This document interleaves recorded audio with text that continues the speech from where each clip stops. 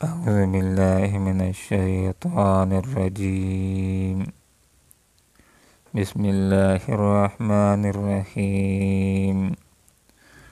فلما جاء أمرنا نجينا صالحا والذين آمنوا معه برحمة منا ومن خزي يومئذ إن ربك هو القوي العزيز.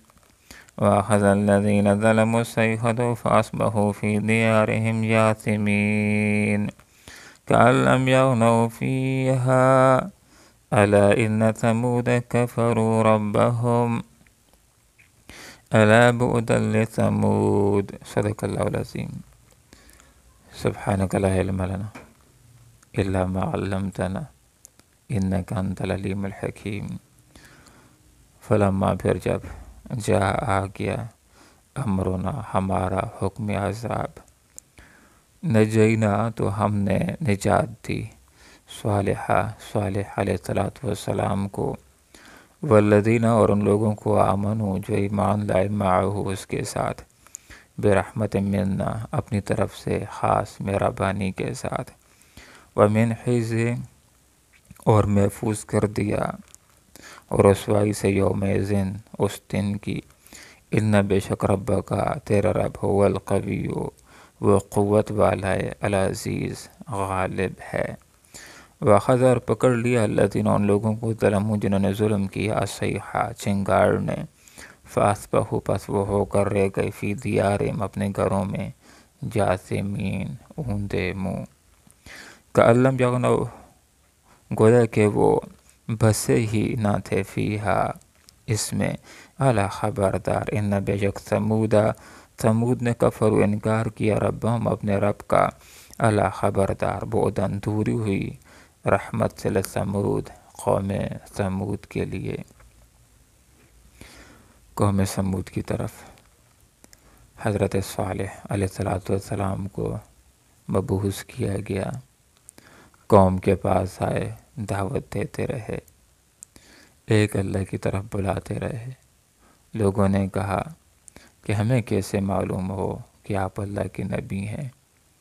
اگر چٹان میں سے اونٹنی پیدا کر کے دکھا دیں تو ہم مان لیں گے کہ آپ حق نبی ہیں ایمان لے آئیں گے. صالح علیہ السلام نے اللہ سے دعا کی. اللہ رب العالمین نے ایک اونٹنی کو چٹان سے پیدا کر کے دکھا دیا. چاہیے تھا کہ ایمان لے آتے پھر بھی سرکشی کا راستہ اختیار کیا اور اللہ کے معجزے اللہ کی اونٹنی کی گونجیں بھی کاٹ ڈالیں. سرکشی کے راستے کو اختیار کیا اور یہ اللہ رب العالمین کی سنت ہے کہ جب کوئی قوم معجزہ طلب کرتی ہے اور اس کے باوجود کہ جب معجزہ پورا ہو جائے پھر بھی ایمان نہ لائیں تو ایسے لوگوں کو سزا دے دی جاتی ہے. فلما جاء امرنا جس وقت ہمارا حکم عذاب آ گیا نجینا تو ہم نے نجات دے دی حضرت صالح علیہ السلام کو اور ان لوگوں کو کہ جو ان کے ساتھ ایمان لائے تھے ان کو نجات دے دی اس عذاب سے اور عذاب والے دن کی رسوائی سے اہل ایمان کو محفوظ کر دیا. قوم ثمود کو اللہ رب العالمین نے 2 طرح کے عذاب دیے.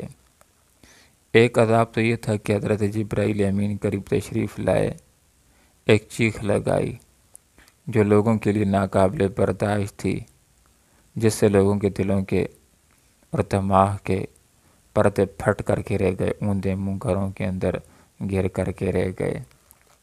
اور بیک وقت دوسرا عذاب بھی ان کے اوپر رجفہ کا آیا زلزلہ بھی آیا جس کے اندر وہ تہ و بالا ہو گئے تباہ و برباد ہو کر کے رہ گئے اللہ کی رحمت سے دور ہو گئے. ان ربک بے شک تیرا رب هو القوی وہ قوت والا العزیز غالب ہے کہ جتنی بڑی تھی بڑی قوم کیوں نہ ہو ایسی قوم کیوں نہ ہو جو دنیا کے اندر یہ دعوے کرے کہ من اشد منا قوہ ہم سے بڑی قوت والا کون ہے ہمارے ساتھ مقابلہ کرنے والا کون ہے ہم سپریم پاور ہیں ہم سپر پاور ہیں. دنیا کی کوئی سپر پاور بھی ہو وہ بھی اگر نافرمانی کرے گی اللہ اس کو سزا دینا چاہے تو اللہ قوت والا ہے، طاقت والا ہے، غلبے والا ہے، سزا دینا چاہے تو ضرور سزا دے سکتا ہے۔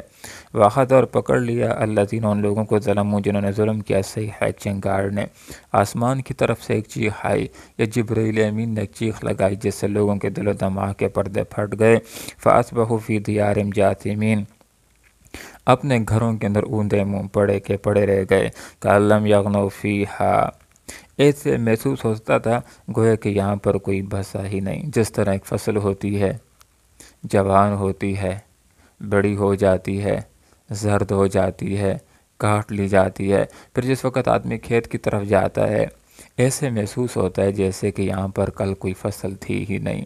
اسی طرح قوم سمود کی بستیاں جس وقت زلزلے سے تباہ و برباد ہو گئیں، اب اگر وہاں پر جا کر کوئی دیکھے تو ایسے محسوس ہوگا کہ یہاں پر تو کوئی بستی کبھی آباد ہوئی نہیں، یہاں پر تو کوئی لوگ آباد ہوئے ہی نہیں۔